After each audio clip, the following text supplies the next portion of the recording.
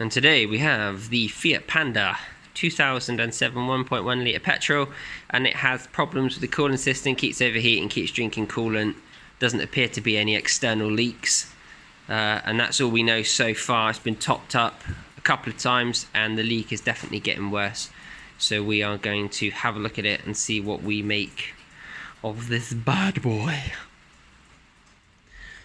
So just put the system under pressure.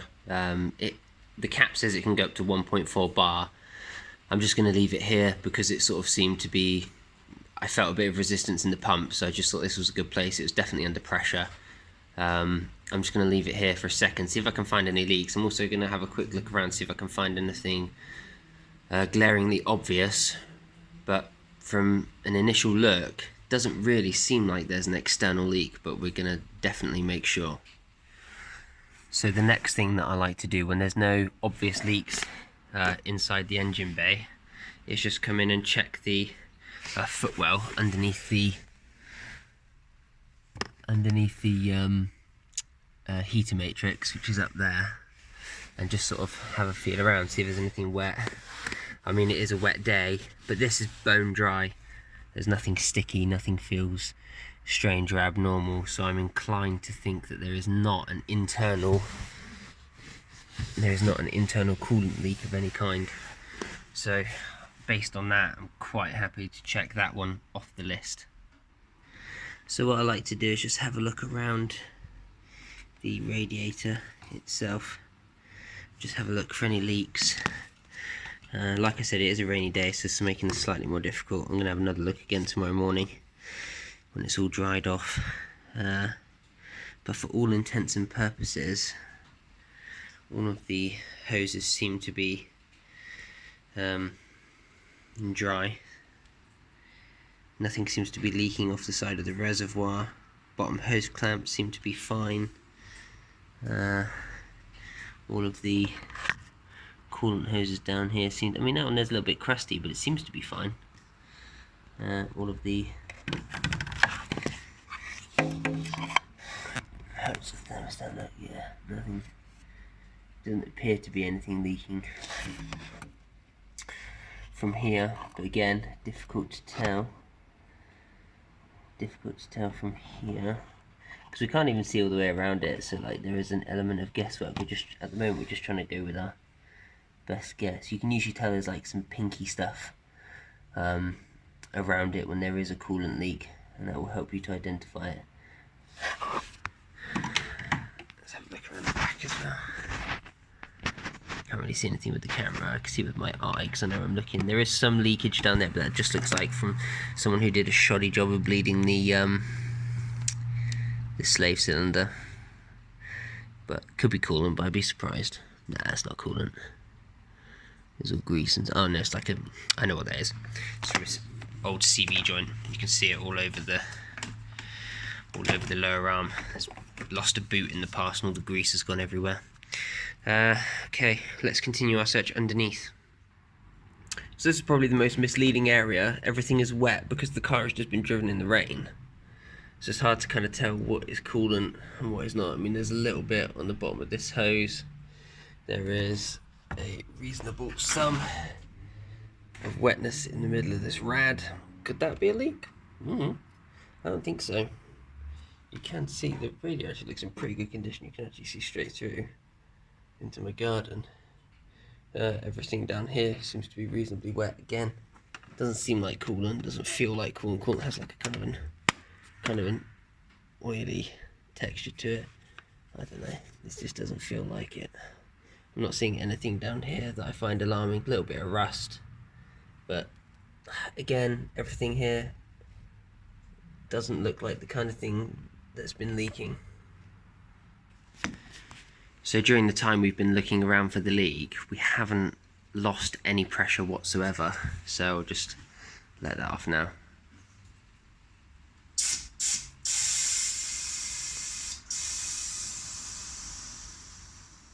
There we go.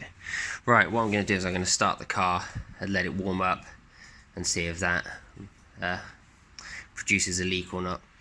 So I have topped off the reservoir right to the top. You wouldn't usually do this. It's kind of hard to see right down the nozzle into the tank.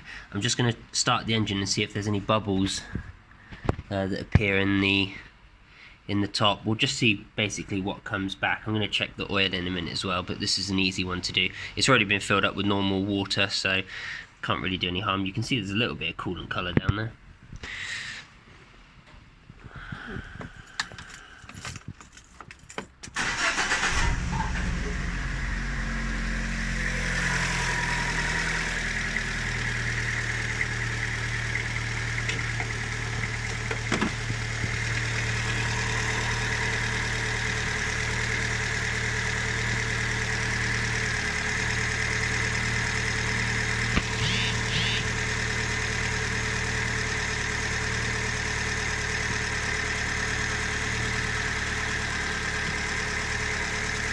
Well, I do see some bubbles down there, but nothing that looks particularly head gaskety. So I'm just going to remove the air filter cover, which basically goes on top of the engine like that, and it is held on by one 10mm bolt there, another 10mm bolt there. When you pull it forward, just be careful that you don't rip that little clip off down. See if I can get it to focus. So what I'm going to be careful of with the air cover, with the air filter box rather, the air box, is that you don't rip off this clip. So it's quite simple, it's just a spring that is down there. Just put that down and it quite simply just pops off.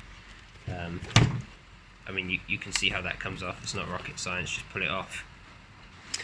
So I'm going to inspect the thermostat housing, and in order to do that I have removed this bracket. You can see there it was held on by one stud and one 10mm bolt to the side of it. So I undid those, which are on the back of the engine block, and then I just pushed that out of the way so that I could get over here to this the ignition leads, and there is one bolt, a bit of a pig to get to really, just there. Now the only way I could undo that was with a 10mm spanner. I did try to get my ratchet in there, but now that it's mostly undone, I can just unwind the rest of it with my finger. I've deliberately left the other one in for now, the other nut on the other side, which you can see just here. So there we go, that's one bolt there. Is it the same as the other side? No, they are not interchangeable. So make sure you put that to one side. And now all I need to do is just take off this nut here. Engine bay stuff usually isn't that tight, so pop that up there, like that, in a safe place, and then just sort of try and, oh great, don't tell me there's more bolts on you. Right, be right back looking for more bolts.